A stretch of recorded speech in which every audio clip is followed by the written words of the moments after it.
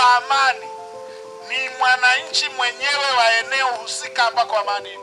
Amani ni mtaji wa taifa. Safari ya uongozi wa Daktari Mwigulu Lameck Nchemba. Kuna taifa ambalo limebarikiwa si kwa wingi wa rasilimali pekee, bali kwa hazina adimu kuliko zote ya amani. Tanzania, taifa lililojifunza kuwa maendeleo hayachanui pasipo utulivu, na utulivu haulindwi kwa maneno tu, bali kwa uongozi wenye msimamo.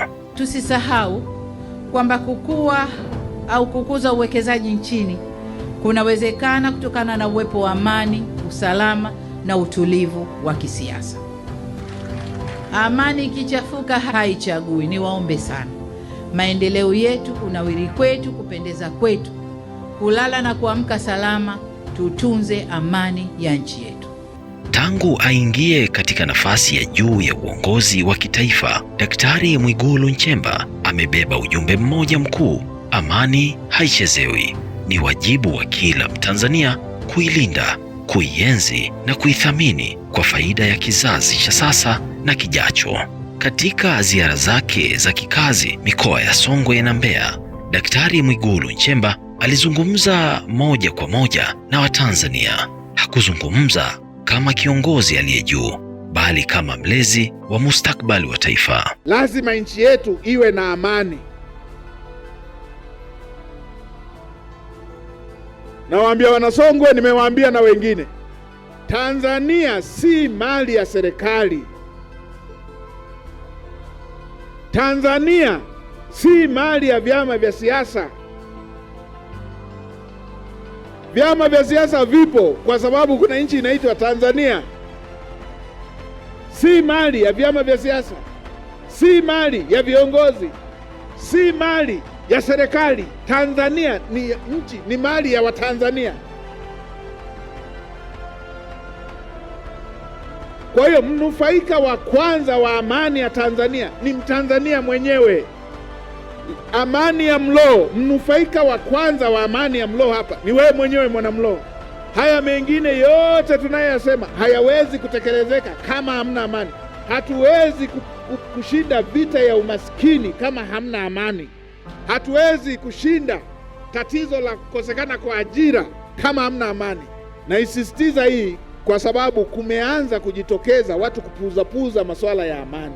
Kwa sababu yeyote ile iwayo, jambo moja ambalo unatakiwa kulinda ni amani ya nchi yako. Kwa sababu bila nchi yako kupata amani, na wewe mwenyewe hupati amani. Mipango yote mizuri, ahadi zozote nzuri huwezi kuzipata bila amani.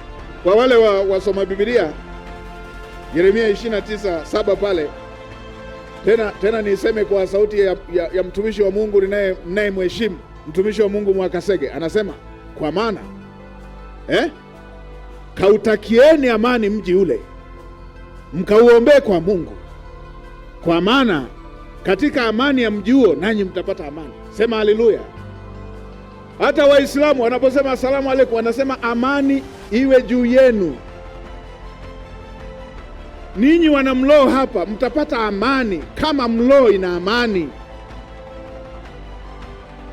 Nilipita pale Tunduma nikawaambia, wengine ni visirani vyao vya kwenye vyama vyao, wamekuwa na visirani na washindani wao. Wewe unakuwa na kisirani na Mwigulu, unafanya fujo Tunduma, kumbe kule Iramba wananiita baba, si tunakunywa maziwa tu. Nani sasa aliyekosa amani pale? Kwa ninyi huku mnakosa amani Tunduma hapa, ninyi mnakosa amani Mlowo hapa, sisi kule tunaendelea. Amani, mnufaika wa kwanza ni wewe mwenyewe. Amani ya Mlowo, mnufaika wa kwanza ni wewe mwenyewe. Aliwakumbusha wananchi kuwa rasilimali za taifa, ardhi, maji, madini na watu haziwezi kulindwa bila mshikamano.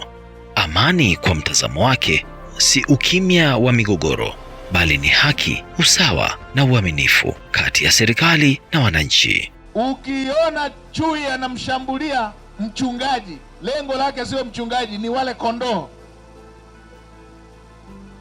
Rasilimali Ndio maana watu wanaungana kwa nguvu yote ile rasilimali. Wanatambua Tanzania imegundulika uranium, yamegundulika madini adhimu ambayo Tanzania itakuwa nchi ya kwanza Afrika, na mengine yako Songwe hapa. Yamegundulika, Tanzania itakuwa namba moja, na yale ndio madini yanayotafutwa duniani kote. Tanzania itakuwa miongoni mwa nchi 9 duniani na ya kwanza kwa Afrika. Na ninyi mnajuaga nchi zikigundua rasilimali, wale wanaomezea mate rasilimali wanafanyaga nini?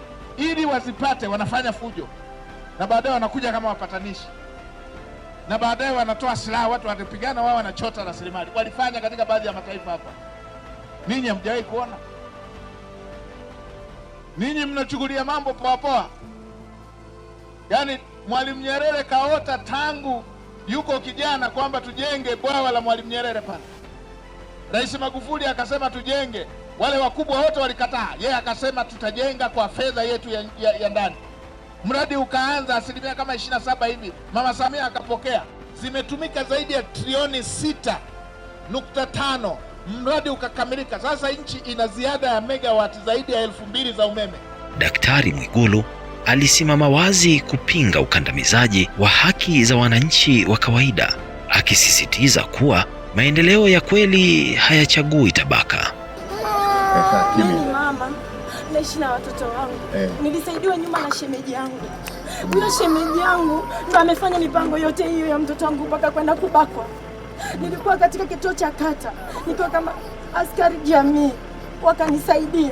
Ila pale pale wakanitoa kwa hujuma hizo kwamba mnampaje hiyo kazi ya askari jamii, wakati huyu dada anahalipi kodi kwangu, naomba mumuue. Ila ni Mungu alinisaidia, nikinywa maji wananiwekea sumu kwenye maji. Ni Mungu alinisaidia waziri. Ndiyo viongozi wote wa serikali, jambo la mwananchi likishafika kwenye mikono ya serikali, ni lazima viongozi tulifuatilie, sio kumwacha yeye aendelee kufuatilia. Naisema hii kwa mara ya mwisho, watendaji wa kata, wenye viti wa vijiji, wa mitaa, watendaji wa vijiji, watendaji wa kata, viongozi ngazi mbalimbali, tarafa, wilaya. Mwananchi akishafika ofisi ya serikali akafikisha jambo lake kwenye ofisi, tunataka serikali ndio ianze kufanyia kazi jambo hili. Mwenyekiti, kama mama asingekutetea hapa, ungekuwa hatiani. Ningeelekeza wote mkamatwe na wahalifu na ninyi ambao hamkuchukua hatua. Haya hatuwezi tukaacha yakaendelea mambo ya ovyo ovyo ya aina hii. Tunataka mwananchi akishafikisha jambo kwenye mikono ya serikali, kama hamjapata majawabu, ninyi ndio mpeleke ngazi ya juu. Mnataka huyu mama aende kumtafuta wapi RPC? Huyu mama mnataka aende kumtafuta wapi mkuu wa mkoa? Ninyi kila siku mnakutana na mkuu wa mkoa. Mnaenda kukutana na mkuu wa mkoa kwa mambo yenu binafsi badala ya kukutana kwa ajili ya mambo ya wananchi. Mnajadiliana mambo yenu binafsi badala ya kujadiliana mambo ya wananchi. RPC watafutwe hawa wenye tuma, na wasitoke mpaka ukweli ujulikane. Na wale wake mtu ambugudhi huyo mama. Sasa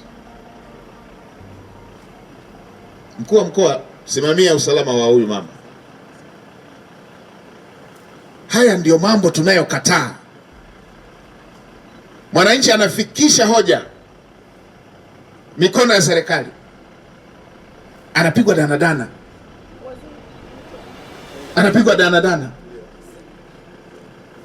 anakwenda na siku nyingine anapigwa danadana, anahangaika mpaka anaishiwa nauli, anaamua kukaa kimya. Siku viongozi wakifika, anaamua bebe bango, na bango hilo ananyang'anywa kabla kiongozi hajafika. Na hapa mlishataka asinione.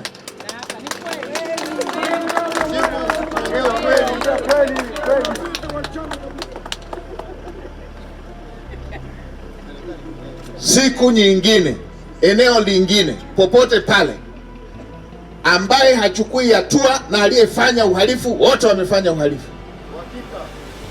hatutaki watu waonewe. Kama hivi juzi nilipata kisa kimoja kwa mama moja hapa Salasala, anaitwa Asha. Yule mama alinunua eneo mwaka 2009. Imeshapita miaka karibu 10, akaenda mtu mwingine akasema yeye ndo kanunua hilo eneo na kuweka na kibanda. Walipoenda kwenye mabaraza ya ardhi ya kata, yule mtu akashindwa kwa sababu ana fedha, akaenda ngazi ya juu, kaenda mahakamani. Alipoenda kwenye mahakama ya wilaya akashindwa, akaenda mahakama kuu. Alipofika kule akaambiwa hajafuata hata taratibu, na kule akashindwa. Mahakama imeelekeza kwamba mwenye haki ni yule mama, lakini yeye kwa sababu ni mbabe, ana fedha, ameendelea kushikilia eneo la yule mama kwa miaka yote hii. Anazungusha tu kukabidhi, akabidhi. Yule mama ameshazunguka, anazungushwa, akitarajia kwamba atamzungusha mpaka yule mama aishiwe nauli, amwachie lile eneo. Sasa namuelekeza ndani ya siku 7 awe amebomoa kile kibanda chake na amrudishie yule mama eneo lake.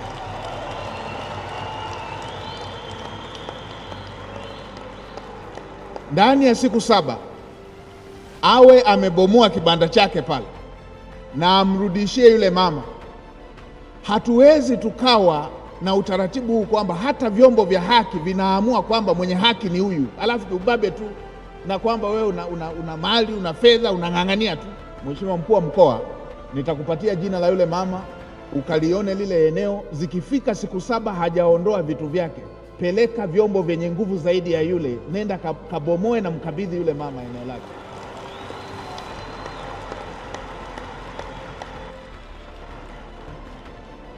Hatuwezi tukaruhusu watu wanyonge wakawa wanaonewa namna hiyo, na wale ambao wana nafasi, wana fedha na wanaweza wakaamini kwamba wanaweza wakapindisha kila kitu. Hatuwezi tukawa tunafanya ustaarabu kwa watu wanaoonea watu wa chini, haiwezekani. Hatuwezi tukawa tunafanya ustaarabu hatuwezi tukawapa heshima watu wanaoonea wenzao. Hatuwezi tukafanya ustaarabu kwa watu wanaopora, wanawaonea wanapora haki zao. Hii haiwezekani. Nilifika na pale Dodoma nikakuta migambo fulani wameenda wakachukua biashara, bidhaa za machinga moja, wakachukua mtaji yote $500 sio na 40, wakachukua mpaka na mkokoteni. Niliwaambia ndani ya masaa 24 warudishe, wasiporudisha wakamatwe kama wezi wengine na wawajibishwe kwa hilo. Katika mapambano dhidi ya rushwa, msimamo wake ulikuwa bayana. Rushwa ni adui wa amani, adui wa haki na adui wa maendeleo. Kupitia kauli na vitendo, aliweka msisitizo, uwajibikaji, nidhamu na matumizi sahihi ya rasilimali za umma. Watumishi wengine wa umma wanatoa hati, wanakuwa na hati ya ahadi ya uadilifu ambayo haiwalazimishi kuweka wazi mali zao. Mheshimiwa Waziri, hili ni eneo lifanyiwe kazi upya. Hili ni eneo lifanyiwe kazi upya, kwa sababu wale wanaohusika, wale walioko kwenye maeneo ambayo yana chemichemi ya rushwa kwa kiwango kikubwa, wao hawalazimiki kuweka wazi mali zao na wala hawalazimiki kujaza tamko hilo la mali pamoja na madeni. Sasa madhara yake, kwa kuwa hawa wanaofanya shughuli hizi za manunuzi hawalazimiki kutaja mali zao,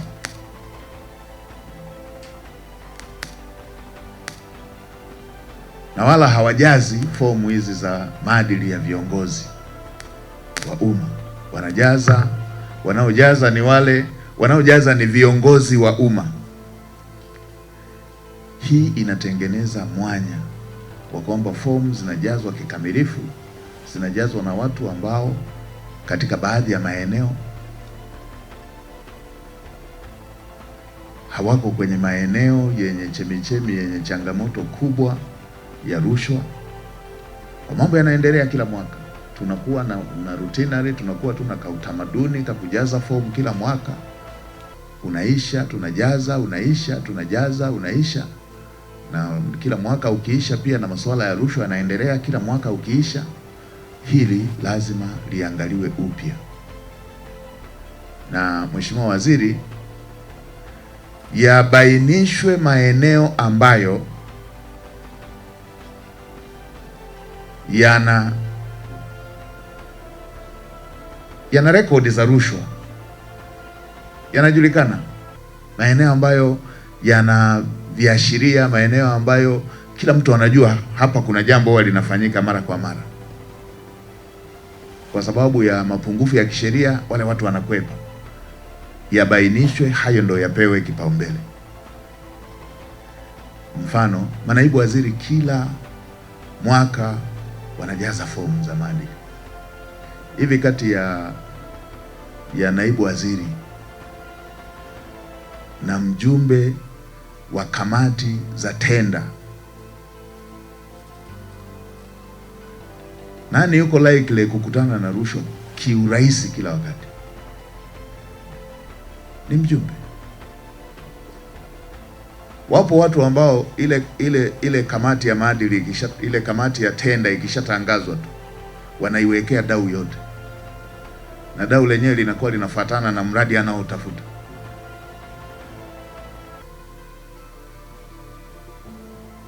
Mwingine nyumba, mwingine gari, mwingine anafunguliwa akaunti, fedha. Na jambo hili linapangwa kuanzia bajeti inavyotengenezwa ya mradi, inajumlisha na bajeti ya rushwa. Siku waziri ukipitisha bajeti pale, unaona watu kote wanashangilia, unadhani umesoma bajeti nzuri, kumbe dili lao limepita. Wewe unampelekea fomu naibu waziri, wenzako kule jambo lao lote limepita. Wakienda kwenye viapo, wao wanatakiwa tu ajaze hati ya uadilifu. Hataji alivyoingia alikuwa na nini, sasa na nini. Wewe unahangaika na mbunge kwa sababu jambo la rushwa likisema kwa mwanasiasa lina ladha zaidi.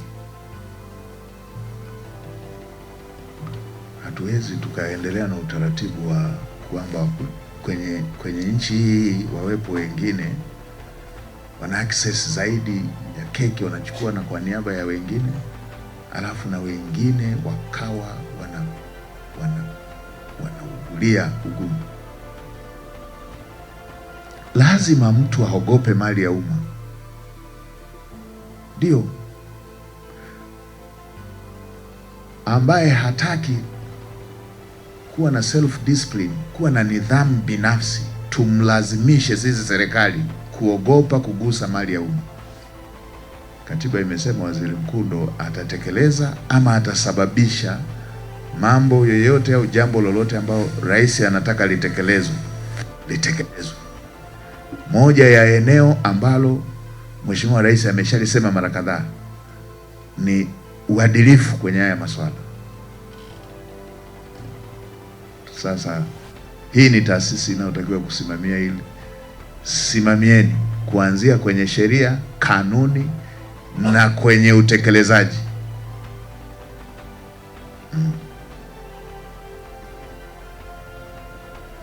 Sema tutakuwa na zero tolerance kwenye corruption.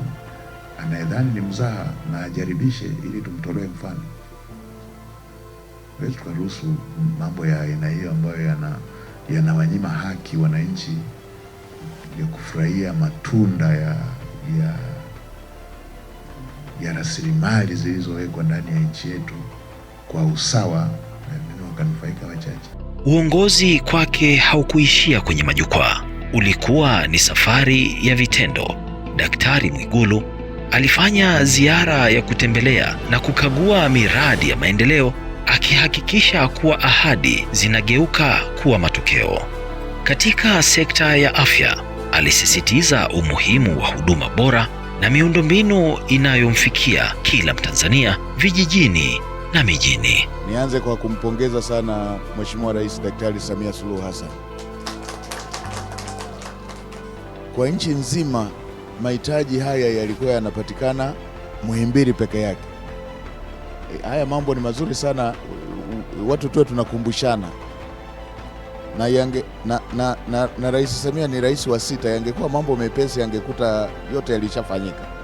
Kwa hiyo ni vizuri tukajua hizi ni jitihada za makusudi zimefanyika, tena jitihada zinazozingatia utu. Eneo mojawapo na la msingi sana ambalo linazingatia utu ni afya ya mtu. Sasa umeongelea Lindi, lakini hivyo ndivyo ilivyokuwa kwa Ruvuma, hivyo ndivyo ilivyokuwa kwa Mbeya, hivyo ndivyo ilivyokuwa kwenu Kigoma, hapo kuwepo na huduma za aina hii. Hivyo ndivyo ilivyokuwa kwetu Singida, hivyo ndivyo ilivyokuwa kwetu Mwanza, hivyo ilivyokuwa kwetu Simiu, hivyo ilivyokuwa kwetu Mara. Ndani ya miaka 4 na sehemu, Mheshimiwa Rais ameweka hizi CT scan mikoa yote 26 ya Tanzania bara yote, na MRI katika hospitali katika kanda, kuweza kurahisisha huduma zingine za kibingwa za namna hii.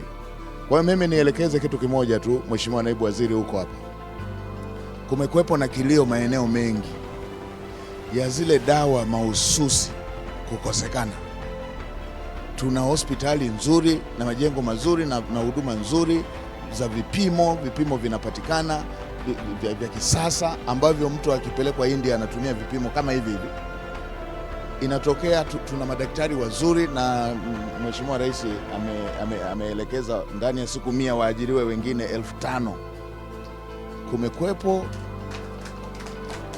Kumekuwa ikijitokeza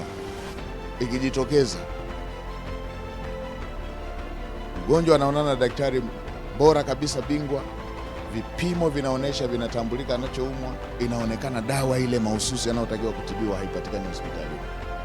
Hili limekuwa likileta dosari, na wagonjwa wakielekezwa wakatafute dawa kwenye kioski ama kwenye duka la dawa lililo jirani.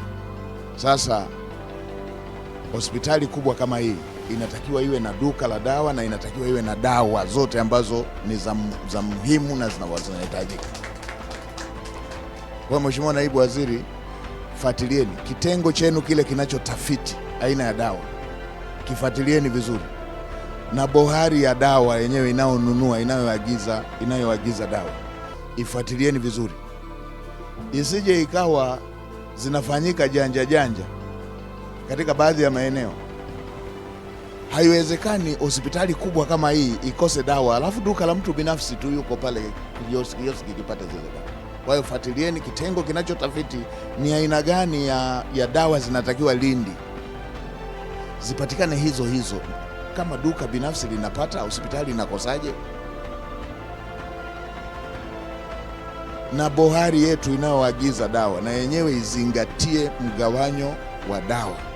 Katika sekta ya maji, mradi wa bwawa la Kidunda ulionekana kama alama ya dira ya maendeleo ya muda mrefu: kulinda vyanzo vya maji, kuhudumia miji inayokuwa na kuimarisha usalama wa rasilimali kwa vizazi vijavyo. Muendelee kutoa elimu na kusimamia vyanzo vya mito hii ambayo tumeelekezwa leo hapa, kwa sababu hapa tulipo sio chanzo, hapa ni eneo la mradi. Tusipotunza vyanzo, tutakuwa na mradi lakini hauna maji. Kwa tuzingatie kutunza vyanzo vya hii mito ambayo ndio tunatarajia ilete maji hapa. Waelimisheni wananchi, lakini pia msimamie ili maji yaweze kujaa kwenye bwawa hili. Maelekezo haya yanayoyatoa yanaenda sambamba na maeneo mengine pia ambayo ni vyanzo vya maji yanayotumika katika miradi ya kimkakati. Fikiria mradi kama wa bwawa la Mwalimu Nyerere, tumejipinda namna hiyo kila Mtanzania, tukapata zaidi ya trilioni 6.5. Leo hii tuje tuathiri vyanzo vinavyotakiwa kupeleka maji kwenye eneo hilo. Hivyo hivyo na hapa tumejibana fedha za Watanzania wenyewe ili tutatue tatizo la maji pamoja na umeme pamoja na umwagiliaji. Leo hii tuje tuathiri vyanzo, tuathiri na mradi wote kwa ujumla huu ambao tumeweka. Kwa hiyo tuendelee kusimamia maeneo hayo, masuala ya aina hiyo yanayohusiana na kutunza vyanzo vya maji. Katika mwambao wa kusini mwa Tanzania ipo bandari ya uvuvi ya Kilwa ambayo ni sehemu ya ukuaji wa uchumi wa Tanzania. Mheshimiwa Mwigulu Nchemba alipata fursa ya kutembelea bandari hiyo. Daktari Samia Suluhu Hassan akasema itajengwa bandari ya uvuvi ya kisasa kama zilizoko Ulaya na mataifa mengine, itajengwa hapa. Na imejengwa kwa fedha za Watanzania. Na haya si maneno tu, ninyi wenyewe mnashuhudia huu mradi. Mimi nimezungushwa, nimeuona, ninyi mko nao hapa mradi huu, mnaushuhudia. Zaidi ya bilioni 280, na unaenda kutengeneza ajira, unaenda kuongeza kipato cha Watanzania wanaojishughulisha na sekta ya uvuvi. Na pamoja na changamoto za kidunia za kiuchumi, mradi haukukwama. Hii ndio maana halisi ya uongozi unaoacha alama. Hii ni mali ya Watanzania, inaenda kuwapa kipato Watanzania, inaenda kubadili maisha ya Watanzania, inaenda kuongeza pato la taifa la Watanzania, inaenda kutengeneza ajira. Nimeambiwa ajira ukiweka na mnyororo wake ni zaidi ya 30,000. Na hapo Mheshimiwa Daktari Samia Suluhu Hassan kwenye sekta hii anaendelea na programu zingine zinazoendana na kutengeneza ajira, ikiwemo kugawa boti, ikiwemo uvuvi wa vizimba pamoja na mambo mengine yanayofanana na hayo, na uboreshaji wa maeneo mengine ya uvuvi yaliyoko kando kando mwa bahari kuu. Hivi ndivyo matatizo ya Watanzania yanavyopaswa kutatuliwa, na hii inatoa jawabu la kupunguza umaskini, na hii inatoa jawabu la kuongeza kipato. Safari ile iliyoandikwa kwenye dira ya 2050 inaanza na miradi mikubwa kama huu ambao hatukuwahi kushuhudia ndani ya nchi yetu. Kwa Dr. Mwigulu Nchemba, amani si kauli mbiu, ni sera ya maisha, ni msingi wa usawa, nguzo ya maendeleo na dhamana ya taifa. Mataifa hujengwa kwa maamuzi ya leo, na katika kila ziara, kila ujumbe na kila mradi, ujumbe wake unabaki kuwa ule ule: ilinde amani, linda haki, linda maendeleo. Hadi kufikia hapo, tumefikia tamati ya makala yetu hii maalum. Hadi wakati mwingine, asanteni na kwaherini.